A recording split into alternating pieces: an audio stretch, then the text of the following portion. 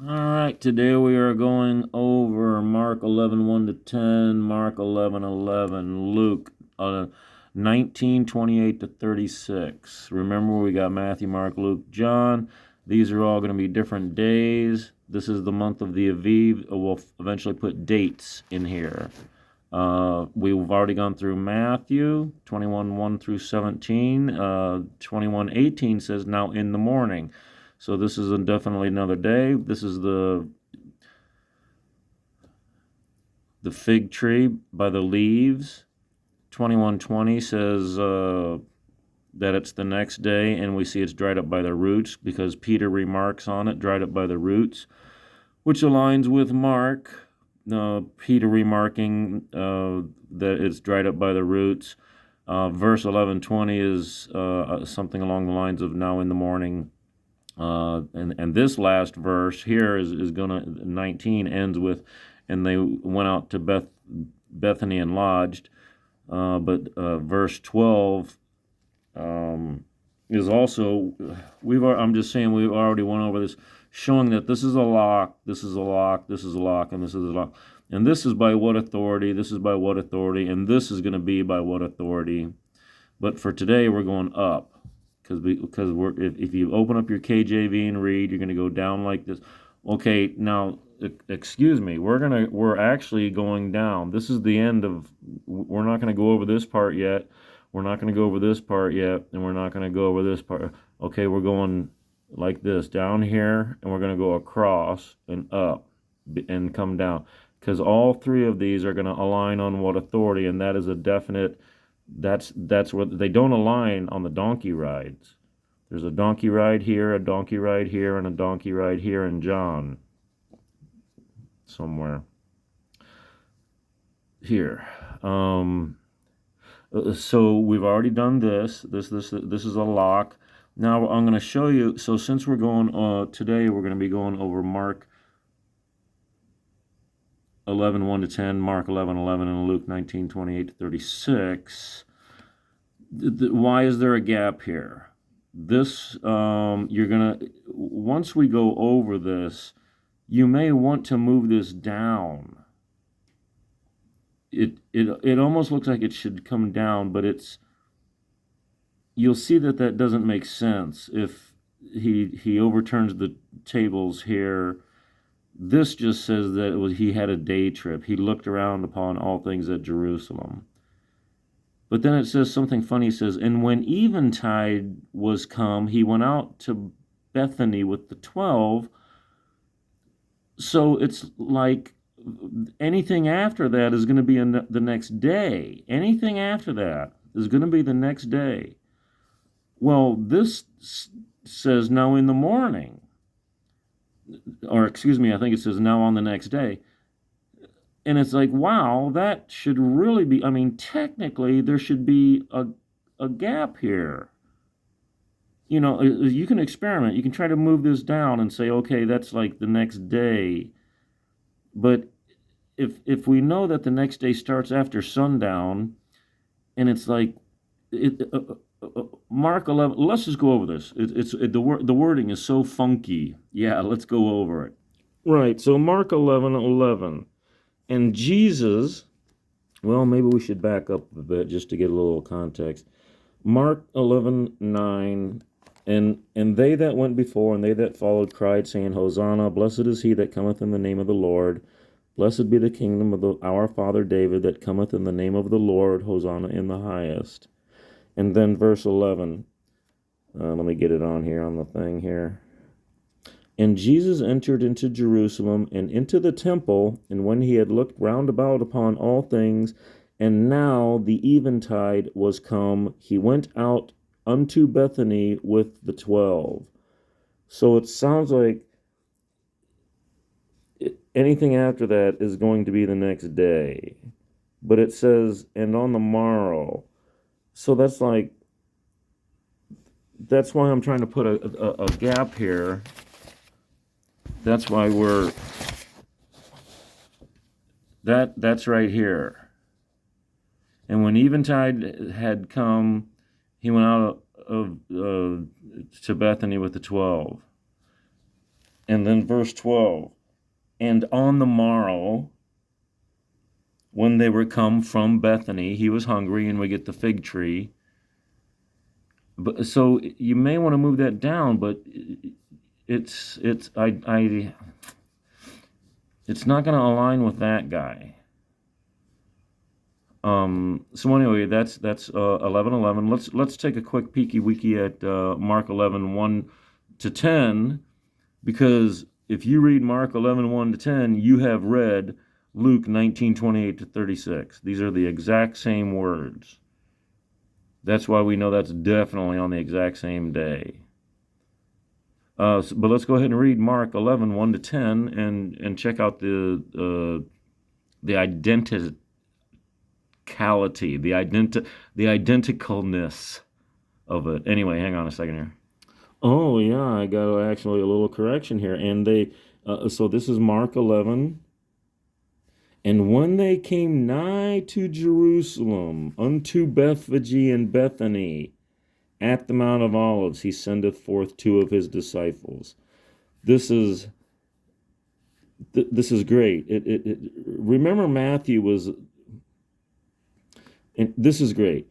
And when they came nigh to Jerusalem, they're not in Jerusalem, unto Bethphage, and Bethany. He's going to tell us what's happening with Bethphage and Bethany. But at the Mount of Olives, he sendeth forth two of his disciples to do this whole Bethphage and Bethany. Why are you going to say Bethphage here and never mention again? So, and he saith unto them, go your way into the village over against you, and as soon as you be entered into it, you shall find a colt tied, whereon never man sat. Loose him and bring him. Singular. And if any man say unto you, why do ye this? Say ye that the Lord hath need of him, and straightway he will send him hither.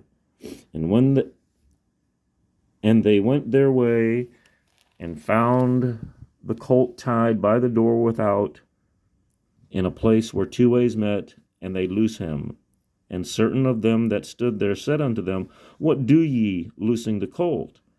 And they said unto them, even as Jesus had commanded, and they let them go. And they brought the colt to Jesus, and cast their garments on him, and he sat upon him. And many spread their garments in the way, and others cut down branches off the trees, and strawed them in the way. And they that went before, and they that followed, cried, they that followed, okay, like he's leaving. They that went before and they that followed cried, saying, Hosanna, blessed is he that cometh in the name of the Lord.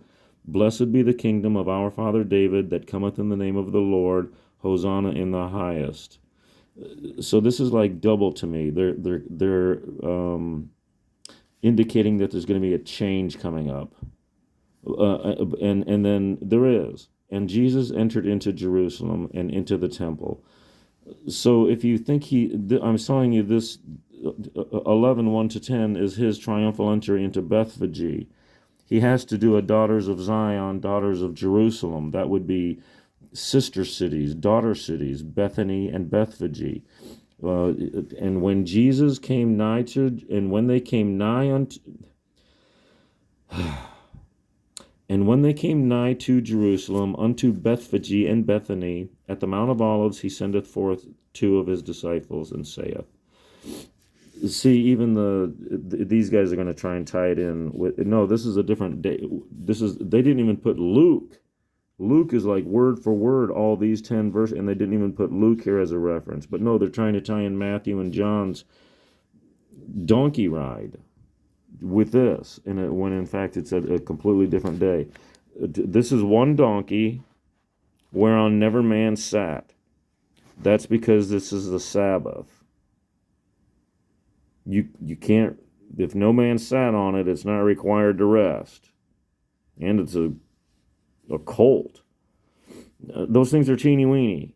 There's no way. It's a miracle he rode it. But look at look when it says, and Jesus entered into Jerusalem and into the temple, and when he had looked round upon all things, and now the eventide was come, he went out unto Bethany with the 12. This is a day trip. He went to go see Absalom's tomb. David's tomb, the temple, the Herod's temple, 15-story tall temple, Mount Sion, where's David's palace? Was Mount Zion, not Sion, and then what's the way? Where's Hebrew University? That's on the tallest mount. He would have gone there. The Mount of Olives, of course, but the Kidron Valley Bridge, a two-tiered bridge going out of the east gate over to the Mount of Olives. Underneath there's the Garden of Gethsemane. Jesus not living, but Jesus going to a garden under a bridge. You want to talk about literally the definition of troll, somebody that lives under a bridge. And and then it says, and on the morrow, when they were come from Bethany, he was hungry. So yeah, this is why, if eventide was come, it's going to be another day. So the next words out of his mouth are like another day after another day. And besides, this is a lock. We remember we went through these. These are definite. So you may feel compelled to move this down, but let's read Luke real quick on, because it's going to be the exact same words that we read with Mark, except it's not going to be like, and when he entered into Jerusalem. So let's read Luke real quick, and we'll try to end this teaching to carry on here. Yeah, your Lukey boy, Luke 19:28. Luke 19, 28. Yeah. And when he had thus spoken, he went before, ascending up to Jerusalem. Remember how we got like nigh to Jerusalem with Matthew? Mark was, I think, nigh to Jerusalem. This is ascending to Jerusalem. And it came to pass, when he was come nigh to Bethphage and Bethany, at the mount called the Mount of Olives, he sent two of his disciples, saying, Go ye into the village over against you, in the which at your entering ye shall find a colt tied, whereon yet never man sat. Loose him, and bring him hither. And if any man ask you, Why do you loose him? Thus shall ye say unto him, Because the Lord hath need of him. And they that were sent went their way, and found even as he had said unto them. And as they were loosing the colt, the owners thereof said unto him, Why loose ye the colt? And they said, The Lord hath need of him. And they brought him to Jesus, and they cast their garments upon the colt, and they set Jesus thereon. And as he went, they spread their clothes in the way. And when he was come nigh, even now, this is funny, and when he was come nigh, that's Matthew's triumphal entry into Bethany. Even now, at the descent of the Mount of Olives, that's after Bethany, the whole multitude of the disciples began to rejoice and praise God with a loud voice for all the mighty works that they had seen, saying, Blessed be the King that cometh in the name of the Lord, peace in heaven and glory in the highest. And some of the Pharisees from among the multitude said unto him, Master, rebuke thy disciples. And he answered and said unto them, I tell you that if these should hold their peace, the stones would immediately cry out. And when he was come near, he beheld the city and wept over it, saying, okay, so this is Jesus weeping before Jerusalem, right? But what where is the divergence? Where did he? Remember, we had the exact same words from Mark to Luke. Luke was 19:28 to 36. It should have ended here. And as he went, they spread their clothes in the way. So why do we have 37 here? Why do we have that? Why is that not included? Because the next line we have in the answer sheet is, oh, can I get it over here? Oh. So this is the teacher's edition. So this is Mark 11:10, 1 to 10, and 11:11, and then Luke 19:28 to 36. And they spread their garments in the way. Verse 37, even now at the descent of the Mount of Olives. So this aligns with Matthew's section after Bethany where he's going into Jerusalem to turn the tables over for the first time. That's why we're having a gap here. If you want to take this whole section, put it up here, you want to take these whole 4 sections and pull it down here and put them right. That's perfectly fine. I'm going to tell you it's wrong, but you're still going to be before this section right here of Vive 7. This is by what authority, and by what authority. After 2 days is the feast of the Passover, small p. After 2 days is the feast of the Passover, small p, and of unleavened bread. And the feast of unleavened bread drew nigh, which is called the Passover, capital P. And then John he's not speaking on that yet. So when is this? After 2 days is what? All that whole thing, the feast of the Passover that is called unleavened bread with a capital P, etc. That has to be, and plus him speaking. They asked him, by what authority does John do this? And he says, by what authority? They said, by what authority did you overturn these tables over the last 2 days? And he says, I'll answer you if you tell me by what authority was John's baptism. Was it from heaven or man? And the fig tree and the mountain moving advice. And in the morning, the fig tree and the mountain moving advice. And then the chief scribes and Pharisees came to him saying, by what authority have you done this, overturning these tables these last 2 days? And he says, I'll answer you if you tell me by what authority was John's baptism, from heaven or from man. And then Luke says, on one of those teaching days, they came to him saying, by what authority did you overturn these tables over the last 2 days? But no, he doesn't record that, except when unless it's on this day. And guess what? He does. Right about here, if he's coming down from the descent of the Mount of Olives, he's coming from Bethany. Or if Bethphage, we know this is Bethphage, but after the casting of the garments, this is where they seem to separate. Because the 11:11 is, and Jesus entering into Jerusalem, he went now around, he had looked around upon all things, now the eventide has come, he went out to Bethany with the 12. Well, and even now, it's like John's right there in the same room, and he says, because he's done, and as he went, they put their garments in the way. But Luke is the only one that promised a chronology. He says, hey, I'm going to write this chronologically. So he's going to have to get through real quick to get down to here where it says, on one of those teaching days, that's this verse right here. For this to align, for him to say the exact same words, on what authority, by what authority, and he speaks for many chapters. He speaks for 3 chapters. He speaks for 5 chapters. And he ends this chapter by saying, you know that after 2 days of the feast of Passover. And he ends this chapter after speaking for 3 chapters, you know that after 2 days is the feast of the Passover, which is called unleavened bread. And then here, the feast of unleavened bread drew nigh, which is called the Passover. This is within the exact same teachings. Only it starts out with on one of those teaching days. Well, on one of those teaching days is this. And that's fine for a chronology. What's this last thing? Well, I don't have a note on it. But that's what I'm saying. If he's coming down to Bethany, even now at the cinema, and then he's going to get to Jerusalem, where he's going to cast out, overturn the tables. Right before he goes into Jerusalem, he weeps and says, oh, I've held out my hand to you.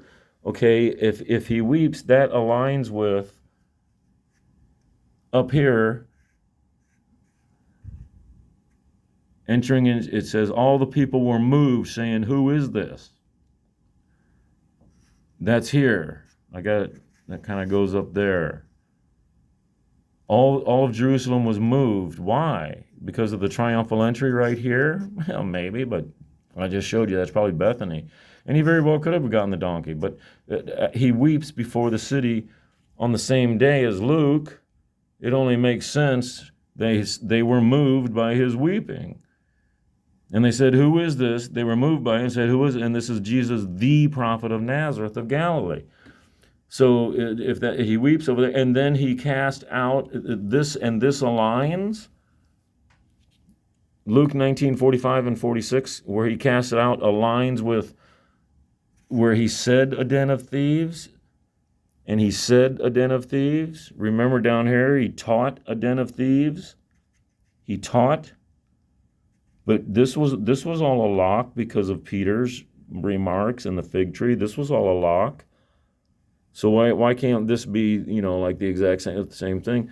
And we're going to read this here shortly. Cast out those, and then that's probably just the final words. They sought to destroy him, and then we don't really have anything else until the next line, 21, is on one of those and on one of those days when he was teaching in the temple, is what it says. They came to him saying, "By what authority did you do this?" And then, like I said, that aligns. So this is in red because this is where the Gospels align.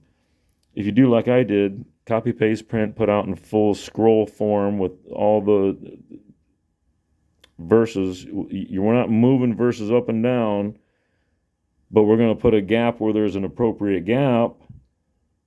And then we're going to have these guys tight if they're supposed to be tight. Now in the morning, okay, that's the exact, boom, those guys are tight. Okay, this and this, everything's tight. If we get up there, all these guys align on by what authority. This turns out to be Aviv 7. Look at John, his first words. Then Jesus, 6 days before the Passover, small p, that's the 14th. 6 days before the 14th is the 8th. This is the clap point. This is all these guys align here on the 7th. This guy picks up the action on the 8th with an anointing of the feet at Lazarus's, at supper. And then Judas remarks, we could have sold that for 300 pence. Yes, but that's the next day. It could have been an hour later, like this one's evening. He sat at a supper. This is at Lazarus's. These three guys say, "Simon, Simon, Simon." And that's when Judas remarks, 300, 300, 300. Well, I think that this one doesn't have the 300. But John saying, "Then said Judas, you with the 300. It's another day. We don't care. John already saved the day on what's the chronology. It's this girl. So this girl, that's why this girl is spoken of, that you're going to, whenever this gospel is preached, you're going to talk about this woman as a memorial. Verily, verily, you will speak of this woman because we got the 7th. How do we know this is the 8th? Because then Jesus, 6 days before, she did an oil on his feet because it was at Lazarus and he was stinking up the place. Got some of this perfume, and because when he dumped it on his head and Judas said, we could have done it for 300, he says, "Shut up, it's for my burial. Shut up, it's for my burial. Shut up, it's for my burial. Shut up, I don't know if that guy says it. Shut up, it's for my burial." Why is she, if it's for his burial, why is she busting it open this day to do like his feet? And this is expensive oil. You get that oil on your hands and you can't you're going to put it on your hair to wipe it off, to get it off your hands. Hot running water and soap is not going to get this oil off. It's going to take a minute. And this is at Bethany at Simon's.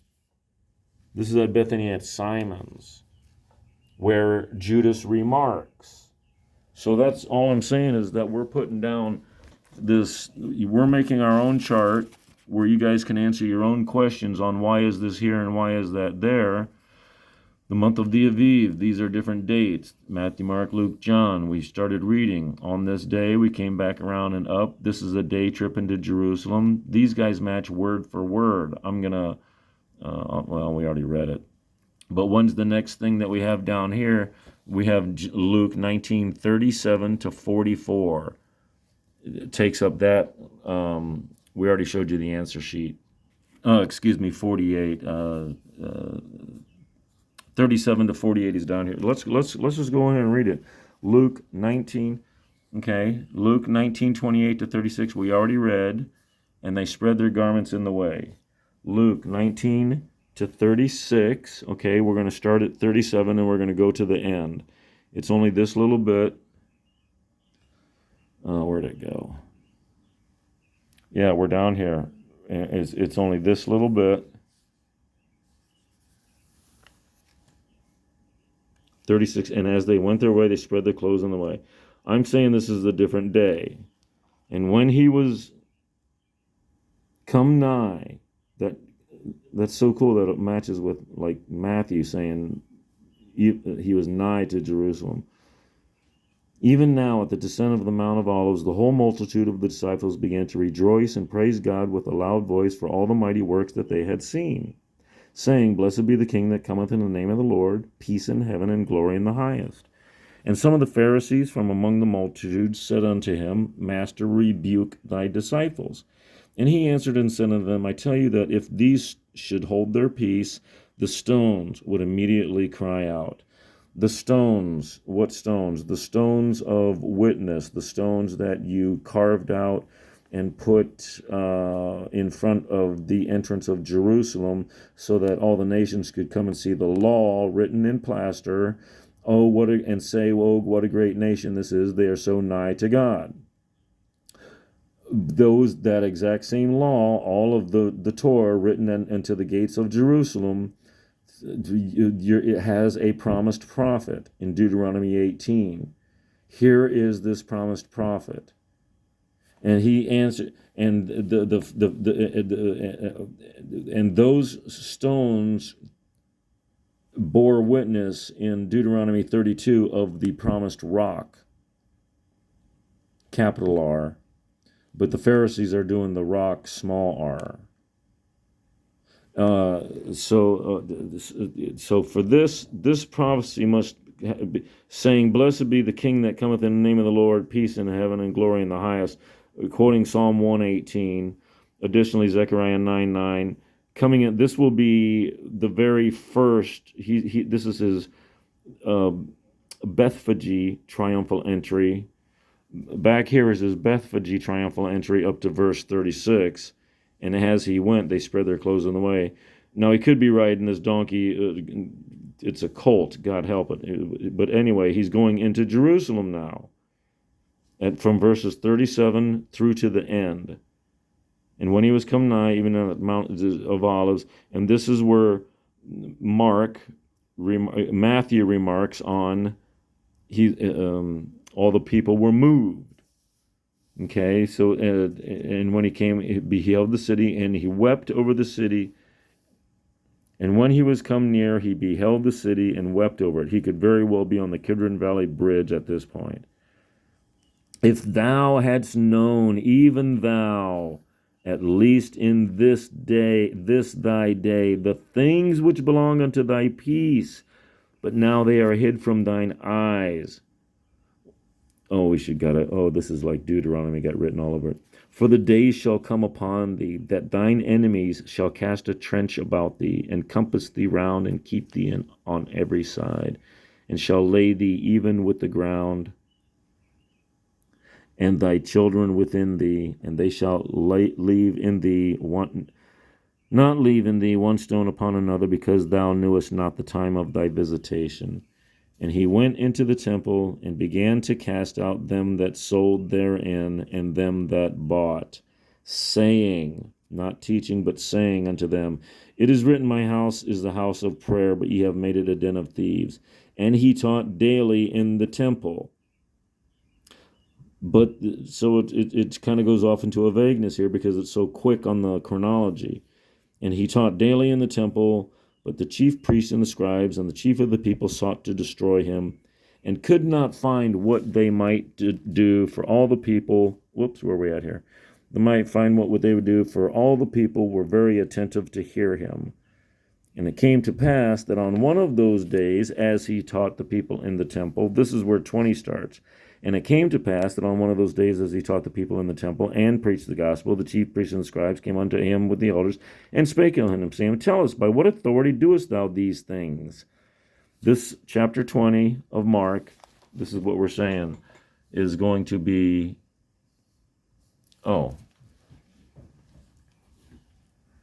right here on the teacher's edition. Let me scan back here. That's right here, verse 20. On one of those teaching days, and that's going to be the 7th, because it's going to end with the same thing. But if we do 1928 to 36, and then 37 to 48, I think I said 44 earlier, 37 to 48, that's the end of the chapter, because it says on one of those teaching days. That seems to be aligning directly with there. You want to move that up there and take these 4 things and move it down here, fine. What I'm saying is it's still way before the alignment of the 7th. So all of this all comes to the point of, hey, look, there's the 7th, and John picks it up on the 8th at Lazarus's, because he stunk with oil on their feet. Then Jesus, 6 days before the Passover, small p. Oh, why am I getting, after 2 days is the feast of the Passover? That very well could be the 14th, right? After 2 days is the feast of the Passover, and because Passover is the 14th only, it means the sacrifice, but the feast of the Passover, that even could be the 15th. You're eating the Passover on the 15th. No, the feast of, right, it very well could be, but we're putting all of these together. What day is that? After 2 days is this, after 2 days is that, after he spoke the exact same words on your eschatology. And then Luke is speaking on the temple eschatology. This is like our future eschatology. This is what you quote all the time. Matthew 24, 25. Mark 14, 13 and 14. Exactly, because this happens on the same day. So let me show you why exactly it's... Because you choose your lamb on the 10th. Look at that. Like John records. On the next day, on the 10th. Now the first day of the Feast of Unleavened Bread, they said, where should we go to prepare the Passover? Now the first day of Unleavened Bread, when they kill the Passover, they said, where should we go to prepare the Passover? Oh, then came the Feast of the day of Unleavened Bread, when the Passover is to be killed, and they said, hey, where should we go to prepare? It's on the next day after the oil to the head, because we know Judas said 300 pence. On the next day, they said, where should we go to prepare for the Passover? And then we have the Last Supper. That's my whole thing, is that the Last Supper is on the 11th, because we know that this was one day. We know that this was now in the morning. We know that the whole tree was gone like that because it took the fig tree 24 hours, just like Jonah, by the way. So I call it the shade tree. I don't even call it the fig tree. I call it the shade tree, because you know that summer is nigh. And if you've ever worked outside, you know that the leaves on any tree, when you're working outside on a roof, oh my goodness gracious, where's it? You pray for a cloud to come. You pray for a cloud. You know that summer is nigh. Yes, that's a shade tree. That is to people that know. And we come back up and we say that, because when eventide didn't come, that this is on the morrow is a completely different, we're skipping a day. And we know that this and this are the exact same words. So where did they diverge? They diverge at Hosanna in the highest, and Jesus entered into Jerusalem when he looked around upon all things, and when eventide was come, he went out to Bethany with the 12. This is the garments, and the very next one is even now. Is that evening now? Maybe that's evening. Like it should be here. This should actually be here, but it's not. Even now at the descent of the Mount of Olives, and then he comes near to Jerusalem and weeps. The people over here, coincidentally, on Matthew, if that is the same day, coincidentally says, the people were moved. And he cast out those and said, it's a den of thieves. When down here we know that he said a den of thieves, but he taught a den of thieves. This aligns. He cast out those, and we read it, and it ends there. And then verse 20 starts with one of those teaching days. This is all a 100%. This is how it happens. Like I say, you want to move a couple of these things down here, move this up there, take that whole thing and move it right down here and kind of squish it in together. Fine. You're still way before the 7th. And again, why are we on the 7th? Let's go to a little quick. Because Exodus 12, and the Lord spake unto Moses and Aaron in the land of Egypt, saying, This month shall be unto the beginning of the months, it shall be the first month of the year to you. Speak ye unto the congregation of Israel, saying, In the 10th day of this month they shall bring to them every one a man a lamb, according to their house of their fathers, a lamb for a house. And if a household be too little for the lamb, let him and his neighbor next to him take it. You take it out. You take it out of the sheep or the goats. You take it according to the number of souls. Every man according to his eating shall make your account for the lamb. Your lamb shall be without blemish, a male of the first year. You shall take it out. Take it out from the sheep or from the goats. You bring it into your home. What do you think take it out means? And ye shall keep it up. You keep it up in your home until the 14th day of the same month, and the whole assembly of the congregation of Israel shall kill it. Does it say take it to a priest? You kill it. And you shall take of the blood and strike it on the two side posts and the upper door posts of the house wherein they shall eat it. And you're like, oh, Mike, are we supposed to do this now? You'll find out that that's a token. And then they shall eat the flesh in that night, roast with fire and unleavened bread, and with bitter herbs they shall eat it. Eat not of it raw, nor sodden at all with water, but roast with fire its head and its legs, and its purtenance thereof. You don't even have to cut it up. You roast it whole. And ye shall let nothing of it remain until the morning, and that which remaineth of it until the morning ye shall burn with fire, and thus how shall ye eat it? With your loins girded, your shoes on your feet, hand in your staff, and ye shall eat it in haste. It is the Lord's Passover, for I will pass over the land of Egypt this night, and will smite all the firstborn in the land of Egypt, both male and man and beast. Against all the gods of Egypt I will execute judgment, I am the Lord, and the blood shall be to you for a token. Okay, so you take the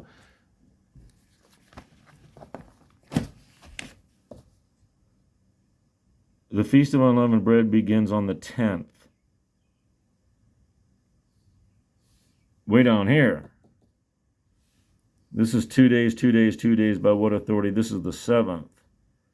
That's why we're going to have a big gap here, and we're going to fill it in for you. But we're just going over tonight. These are the exact same words, and then it diverges and then Jesus entered into Jerusalem, looked around upon all things. But Luke does not say that. Then Jesus, before entering, he weeps. The people are moved. They say, who is this? Jesus is the prophet. The people were moved. Well, I want you to remember that. Moved. The people were moved. Because that aligns with the day. But no, anyway, so we got through this part. We got through this tonight. And then I want to earlier, and then we got through this tonight. And we'll come down here and put